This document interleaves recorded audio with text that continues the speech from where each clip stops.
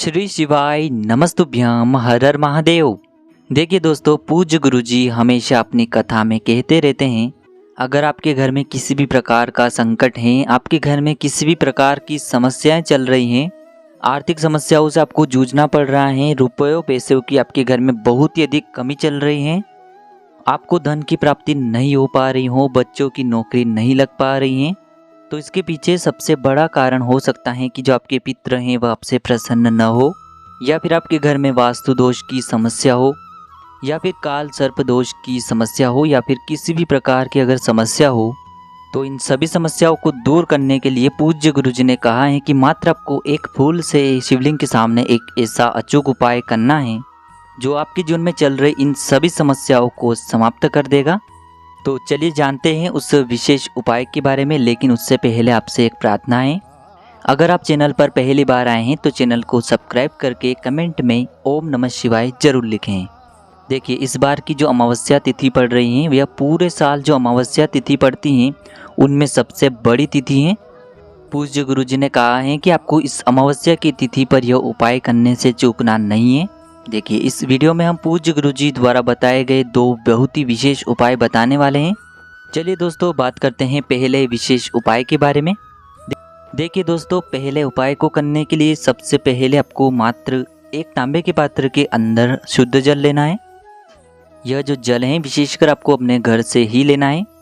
फिर इसी के साथ में आपको 5 बेलपत्र ले लेनी है। बेलपत्र यदि आपके पास नहीं है तो आप शिवलिंग पर चढ़ी हुई बेलपत्र को पुनः शुद्ध जल से धोकर के उपयोग कर सकते हैं। बेलपत्र लेते समय ध्यान रखें कि यह कहीं से भी कटी फटी या फिर खंडित नहीं होनी चाहिए।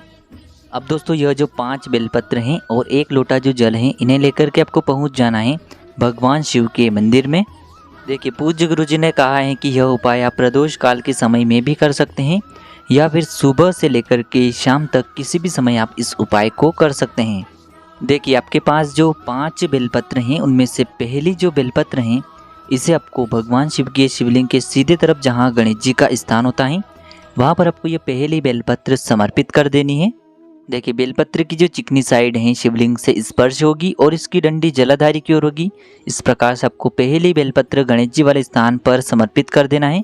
फिर थोड़ा सा जल आपको भगवान गणेश जी वाले स्थान पर समर्पित कर देना है। फिर दूसरी जो बेलपत्र हैं उसे आपको श्री कार्तिकेय जी वाले स्थान पर समर्पित कर देना है। कार्तिकेय जी का जो स्थान है गणेश जी के बिल्कुल सामने होता है, तो वहीं पर आपको दूसरी बेलपत्र समर्पित कर देनी है। फिर आपको श्री शिवाय नमस्तुभ्यम इस मंत्र का जाप करना है और थोड़ा सा जल आपको वहाँ पर भी समर्पित कर देना है। फिर तीसरे नंबर की जो बेलपत्र हैं इसे आपको माता अशोक सुंदरी वाले स्थान पर समर्पित करना है। माता अशोक सुंदरी का स्थान जलाधारी के बिल्कुल बीच में होता है, तो वहीं पर आपको तीसरी बेलपत्र समर्पित कर देना है और थोड़ा सा जल आपको वहाँ पर भी समर्पित कर देना है। फिर दोस्तों, जो चौथी बेलपत्र हैं उसे आपको माता पार्वती का जो हस्तकमल होता है, यानी कि जो कटी वाला भाग होता है, वहाँ पर आपको ये चौथी बेलपत्र भी समर्पित कर देना है और फिर थोड़ा सा जल आपको वहाँ पर भी समर्पित कर देना है श्री शिवाय नमस्तुभ्यम इस मंत्र का जाप करते हुए। फिर अंतिम और 5वीं जो बेलपत्र हैं इसे आपको भगवान शिव के शिवलिंग पर समर्पित कर देना है। बेलपत्र आपको इस प्रकार से समर्पित करना है कि इसकी जो डंडी है वह जलाधारी की ओर रहे और इसकी जो चिकनी साइड है वह शिवलिंग से स्पर्श रहे, और जो अंत में पूरा जल है इसे आपको भगवान शिव के शिवलिंग पर समर्पित कर देना है श्री शिवाय नमस्तुभ्यम इस मंत्र का जाप करते हुए। देखिए, जिन लोगों को भी पूरे शिव परिवार की जानकारी नहीं है उन्हें सामने स्क्रीन पर पूरा शिव परिवार दिखाया जा रहा है। इसी प्रकार से आपको श्री गणेश जी वाले स्थान पर, श्री कार्तिकेय जी वाले स्थान पर और माता अशोक सुंदरी वाले स्थान पर आपको यह जो बेलपत्रियाँ हैं इन्हें इसी प्रकार से समर्पित करनी है। पूज्य गुरुजी ने कहा है कि यदि इस विशेष उपाय को हम विशेष तिथि में कर लेते हैं और महादेव से जो भी हमारी विशेष मनोकामना होती हैं उसे यदि हम बोल देते हैं। देखिए, यदि आप अपनी धन की समस्या को दूर करने के लिए यह उपाय कर रहे हो, या फिर आप अपने व्यापार में वृद्धि करने के लिए यह जो उपाय हैं इसे कर रहे हो, या फिर यदि आप अपनी जो घर की समस्याएं हैं उन्हें दूर करने के लिए यह उपाय कर रहे हो, या फिर आप अपने जीवन में किसी भी प्रकार की जो मनोकामना है उसे परिपूर्ण करने के लिए यह उपाय कर रहे हो, पूज्य गुरुजी ने कहा है कि आपकी जो भी विशेष मनोकामना है उसे बोल करके आपको यह उपाय कर लेना है। पूज्य गुरुजी ने कहा है कि यह उपाय मात्र आप एक बार करिए, आपकी जो मनोकामना होगी वह निश्चित रूप से परिपूर्ण अवश्य होगी।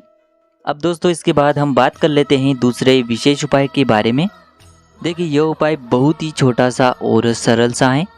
देखिए यह जो उपाय है आपके जीवन से धन धान्य की समस्या को हमेशा के लिए समाप्त कर देगा तथा आपको भी अपने जीवन में सुख समृद्धि और वैभव की प्राप्ति होगी।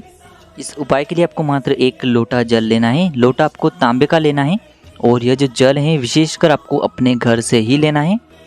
इसी के साथ में आपको कनेर का पुष्प ले लेना है। यदि आपके पास कनेर का पुष्प नहीं है तो इसके स्थान पर आप किसी भी सफ़ेद रंग का फूल भी ले सकते हैं, लेकिन आपको कोशिश करनी है कि आपको कनेर का पुष्प ही लेना है।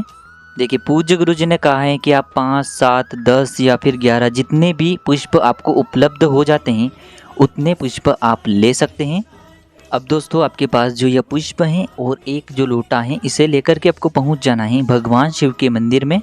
देखिए सबसे पहले तो आपके पास जो एक तांबे के पात्र के अंदर शुद्ध जल है इसे आपको भगवान शिव के शिवलिंग पर धीरे धीरे पतली धार के रूप में समर्पित कर देना है।